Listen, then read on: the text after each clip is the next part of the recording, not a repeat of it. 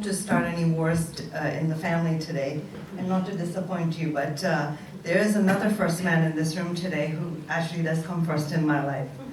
Sorry, I'll let you decide who that person is. This is a new for me too, so bear with me. Pramukh Sahib Shabir Bhai Jiraj, respected scholars, past and present leaders, Al-Hajj Hussain Bhai Walji, Nasimko na Adhikario, Maravadilo Bayo Tatabeno. Assalamu alaikum. A picture is worth 1,000 words is an English idiom. It refers to the notion that a complex idea can be conveyed with just a single still image, or that an image of a subject conveys its meaning or essence more effectively than a description does. The Khoja Spaces collection confirms this old saying. This exhibit conveys the stories of our ancestors' visions realized. Together with the stories we hear of the struggles, the personal sacrifices, the commitment and the passion of our forefathers, the faith being their driving force, these images add another layer to the Khoja history telling. Ultimately, whether a building stands in the background or asserts itself in a bold way, it is the story that it will continue to intrigue long after the buzz fades. It just requires the observer to take a moment to discover the story within. These pictures of over 350 historical buildings, built over 150-something years, reflect the culture and the cultural identity of the people who built them. So who are these people? What is the Khoja identity? Is it significant or relevant in the global scheme of things today? And of course, the discussions today are seeking the answer to the age-old question, will the Khoja identity survive in the next with the future generations? As Winston Churchill said, those who fail to learn from history are doomed to repeat it. So what does our Khoja history tell us? A history of a people on a journey of discovering their faith, starting with the Hindu belief, specifically the Satpand, then to the Nizari Ismaili belief, to ultimately landing on the Jafri Shia Ishnashri faith. A determined people facing famine in their country of India, they left their homes in Kutch and Kathiawar and immigrated to another continent, namely Africa. These were the pioneers and traders who started on a journey to build a community, starting from the first Khoja Madrasa in Bombay to the jungles of East Africa, a body of people whose faith was resolute, and a people who did not give up their cultural identity, rather respected it and celebrated it with much pride and passion. And thus began the journey that today sees a thriving global community, the Khoja Shia Ishnashri community. Spread over 5 continents, a diminutive percentage of the 200 million Shias worldwide, the community of around 150,000, the Khojas emerged as a distinct community for the purpose of enshrining Islamic values for our future generations. This small but mighty people are widely recognized, respected, and trusted in the wider Shia communities. A community that has no land to call its own, we have seen many instances of displacement from our adopted lands, from the revolution in Zanzibar to the expulsion in Uganda, the war in Somalia, and most recently the conflict in Yemen and others. Yet despite these displacements, we as a community regroup, reignite, to build a Jamaat and a community. Indeed, as Hassan Bhai Jafar remarks in his book, The Endangered Species, when you have one Khoja, you have a lonely individual.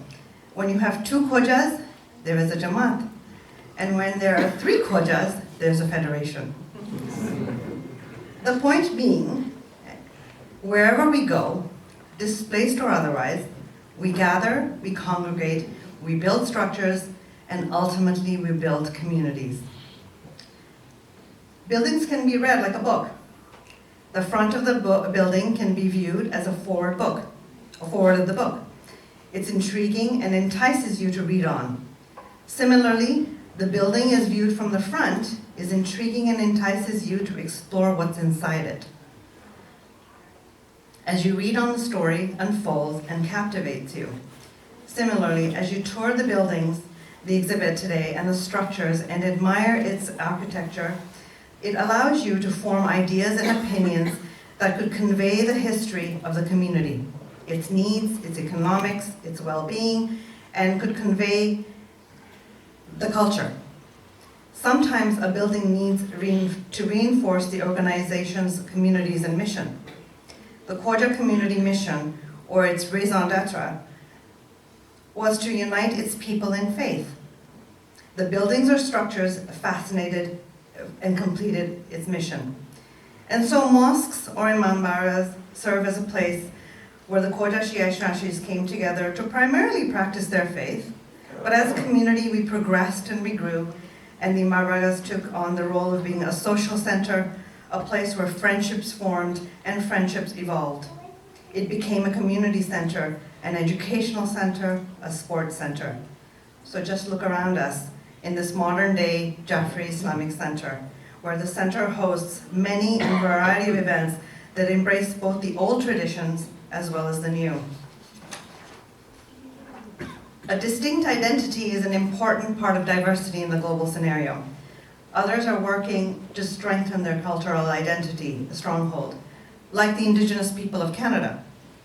We have to acknowledge that throughout our short 150-year history, through our migration, we have seen our community grow from Indian culture to the Arab African culture, and depending on where on the continent of Africa, we were subjected to English rule, German rule, French rule, Italian, and so on. While being immersed in the local countries in which we land, we have maintained our Khoja identity. It is a testament that we can have an ensemble of multiple identities. Today we are here to celebrate one of the many traits of the Khoja identity, the trait of traditions. Traditions are a strength to any community. These pictures are a testament to the strength of the Khoja community. These pictures tell a story of our tradition of building mosques in whatever lands we have made our home, so we can have a focal place to gather and pray together. To build over 300 mosques and centers in just over 150 years by such a small community of 150,000 Khojas, this is indeed an accomplishment. I hope you will enjoy this exhibition as I have. Yesterday, in touring with Hasnain Bhai, I saw a picture of the Ntama Mosque, which is a little village outside of Lindi, for those of you who know a little bit of Tanzania. That was my birthplace, and I can't tell you how excited I was to see that history. So I hope you also have those special moments today as you tour the exhibit. Let us take a moment, and as Hussein Bhai started off this morning, let us recite a Surah Fatiha for all those that strived in their pursuit of giving us this Jafri madhab and our Khoja identity. And with the gift of Surah Fatiha, may Allah grant them the blessings in abundance and a place in Jannah. Nice.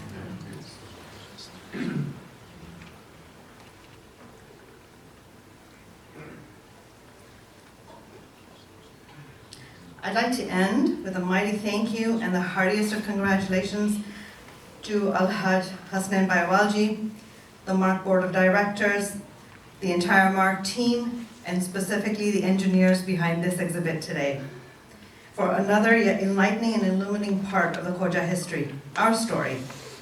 A history so rich, exciting, moving, and much unknown to many of us.